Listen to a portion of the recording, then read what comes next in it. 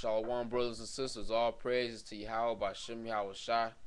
Double honors to the elders, GMS. And this is Barai Yashal again with another sit down lesson, another video I'm about to make. And this video is going to be on agriculture. You know, how Edomites can't prosper in agriculture and Jake can. You know, how Esau can't prosper in agriculture. Okay? You know, everything that Jake does is turned to gold. We better than them. Way better than them. That's why they put us in slavery, which is why I'm about to make this lesson right here. I'm gonna bring out one scripture to start off. Proverbs 10:16. The labor of the righteous tendeth to life, the fruit of the wicked to sin. Okay? You know, the labor of the righteous, like us gardening and stuff. You know, Jake know how to garden. I made a few garden videos over time. Alright. You see how it flourished and made fruit. Jake can do that too. And I'm not the only one that can do that. All Israel can do it. Alright? Except Esau, because that's not his blessing. And it says the labor, it says the fruit of the wicked to sin. And what's the fruit of the wicked? Them making guns, weaponry, or that's missile satellites and whatnot. What else? Here, them being merry and partying. You know that for example, when the settlers of Europe came over here, the first thing they did is party and be merry, party and drink wine and rum. That's the first thing that when they came over, they didn't start no farm or anything to start their food off. They didn't know how to do anything. So, you know, here, matter of fact, all right, I'm about to bring something out on the European colonies.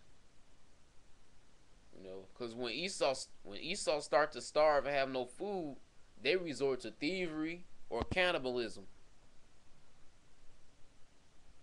Here's one. This website is called the National Humanity Center.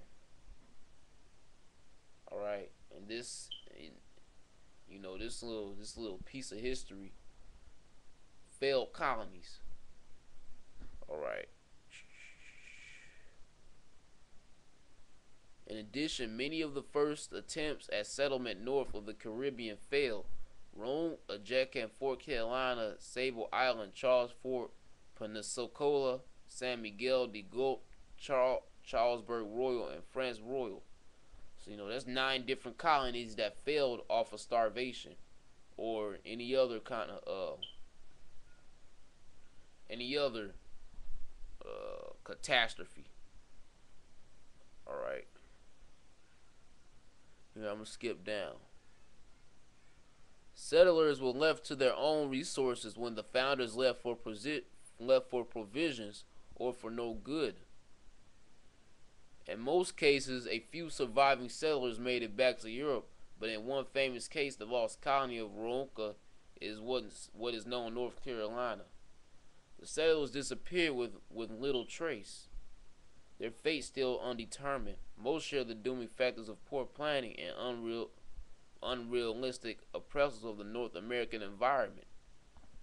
Now let me read that over again. It says most shared the dooming factors of poor planning. Now didn't I say the first thing they did is the first thing they did when they came over here is party and drink wine and rum? Well, that's true. Because they didn't start their farm or anything, which has led to starvation and whatnot. That's the most important thing you're supposed to do is get your food. Here, read this.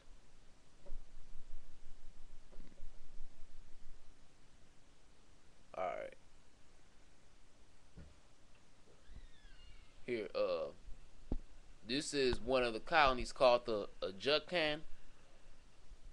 It says 9 Jesuit missionaries founded this settlement in 1570 on Chesapeake Bay near the site where Jamestown was founded 37 years later.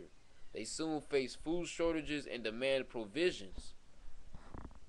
Read that over again. They soon faced food shortages. Why? Because they didn't grow a farm. Because they can't farm. Alright? They don't have that blessing like we do. And demanded provisions from the Powhatan Indians. So hold on. So when they ran out of food, they went over to the Gadites. They went over to Gad, the Powhatan Indians, and demanded them for food. You know, not just asking, could we have some food? They demanded. Okay? And that's the white man for you.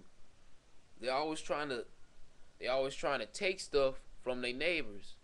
You know? You Arabs, you better give me this oil or I'm gonna blow up your land. You know, that's the white man for you. Here, let me keep reading. In this letter, they plead to the treasurer of Cuba for a shipment of corn to sustain them through the winter. Several months later, the Powhatan Indians destroyed the mission and killed the men. Alright? So the Indians took that like, hell no. And they went and killed their asses and killed the men and took their women. Here's another one.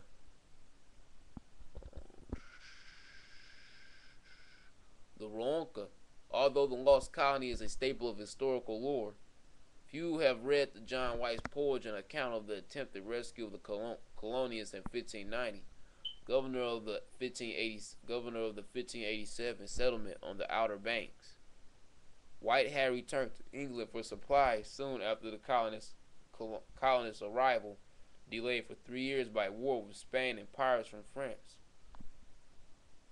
White finally returned to the colony in 1590, but found only scattered possessions, the royal croatan, and a Maltese cross carved into a tree, and no people. The search itself led to more hardship and death. You know, so the Indians was messing them up too. Why? Number one, they tried to pull that bullshit on the Indians, talk about give me some food. You know, the Indians didn't take that shit too kindly, so they went and attacked their asses.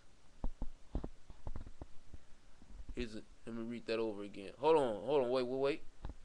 It says it was delayed for 3 years by the war with Spain and pirates, so they were stranded on that island for 3 years with no food or anything. So what do you think they did? They cannibalized on each other. Here, which is what I'm about to bring out here. Cannibalism, because that's what Esau do. They when they run out of food and start to starve, they cannibalize. Okay. All right. It says in colonial Jamestown. Now this is Wikipedia. In colonial Jamestown, colonists resorted to cannibalism during a period known as the Starving Time. From 1609 to 1610, after food supplies were diminished, some colonials began to dig up corpses for food. During this time period, one man was persuaded to confess to having killed, salted, and eaten his pregnant wife before he was burned alive as punishment. So, weren't that what I just reading? When they ran out of food, they ended up cannibalizing on each other. Here, another one. The accounts of sinking of the Luxembourg galleon in 1727 reported cannibalism amongst the survivors during their 2 weeks on a small boat in the mid-Atlantic. Cannibalism, that's another. These are more crack. These are crackers doing this. Heathens. I'm about to read another one. In 1822, Alexander Pierce, an Irish convict, led an escape from Macquarie Harbor, Peniel settlement in Tasmania. Pierce was captured near Hobart and confessed that he and the other escapees had successfully killed and cannibalized members of the group over a period of weeks, he being the last survivor. You know, Esau is the damn devil, and they're sick, disgusting people. Okay? They'll cannibalize on their own people. Here,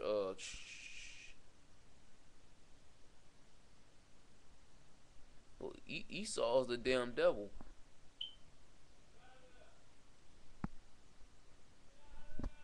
Here, I wish I had a camera to show you this wicked shit.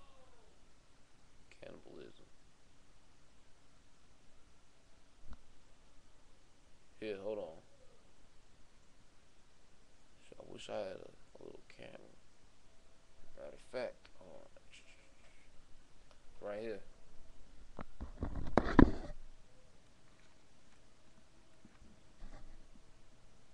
See, I'm cannibalizing. This is in Brazil. This is Esau cannibalizing on the jakes that live down there. See, he got the little grill and the little body parts on the grill. Esau's the damn devil. That's a damn foot he got in his hand.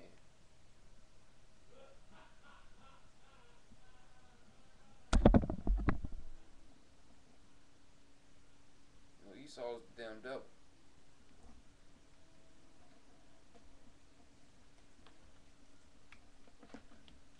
That lets you know. Here, I got most scriptures out.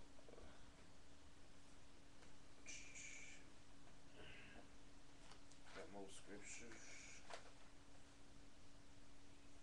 Proverbs 13 and 11. Proverbs 13 and 11. Wealth gotten by vanity shall be diminished, but he that gathereth by labor shall increase. Right. So no, it's better to guard because you don't have to go to the store and buy food. What happens when that food runs out? What's going to happen when eventually the economy is going to crash? You know, and all these stores are empty. What you going to do now when you don't even have any vegetables or anything, or any food or any kind of like that? Okay, it's better to grow things organic. And that's another thing. Esau don't let the earth rest. Okay, he never lets the earth rest. So when he have these little farms or anything, that's all hybrid corn, because whenever you grow organic corn and when the earth isn't resting, the corn is going to get smaller and smaller every year, because you know the earth isn't resting. The soil, it's not, it's not in good shape. Okay, the Lord says he's supposed to let the earth have a Sabbath, and Esau don't be doing that because he's the damn devil. That's why they create hybrids, so the corn can get big and stay big like that. You know, like I was saying about hold on, I'm gonna get that. I'm gonna get that on the wall. The Lord says he's supposed to have a earth Sabbath. Leviticus 25 and 4. For in the 7th year shall be a Sabbath of rest unto the land, a Sabbath for the Lord. Thou shalt neither sow thy field nor prune thy vineyard. See, the Lord says you should have an earth Sabbath, but Esau don't care. They don't care about anything. They don't care about the Lord.